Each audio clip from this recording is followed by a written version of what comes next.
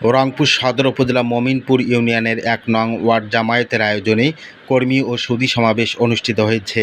২১শে আগস্ট ২০২৬ বাদ মাগরিব মহেশপুর সরকারি প্রাথমিক বিদ্যালয় মাঠে সমাবেশটি অনুষ্ঠিত হয়। অনুষ্ঠানে প্রধান অতিথি হিসেবে উপস্থিত ছিলেন রংপুর জেলা জামায়াতের শুরা কর্ম পরিষদ সদস্য অধ্যাপক আব্দুল গনি। বিশেষ অতিথি হিসেবে উপস্থিত ছিলেন রংপুর সদর উপজেলা জামায়াতের আমির মাওলানা মাজহারুল ইসলাম, মমিনপুর ইউনিয়ন জামায়াতের সভাপতি Raihan Kabir, secretary Shahinur Alam master, Haridebpur UP নির্বাচনে জামায়াত সমর্থিত চেয়ারম্যান প্রার্থী মোজাহারুল ইসলাম মেম্বার, ওয়ার্ড জামায়াতের সভাপতি মাহফুজুর রহমানের সভাপতিত্বে সাবেক ছাত্রনেতা আজ নবীর সঞ্চালনায় অনুষ্ঠানে ইউনিয়ন ও ওয়ার্ড জামায়াতের কর্মী সুধীবৃন্দ উপস্থিত ছিলেন। পরে ওয়ার্ড জামায়াতের সেক্রেটারি ওবায়দুল হক আপনকে মমিনপুর ইউনিয়ন পরিষদ নির্বাচনে ১ নং ওয়ার্ডের মেম্বার প্রার্থী হিসেবে নাম ঘোষণা করা হয়।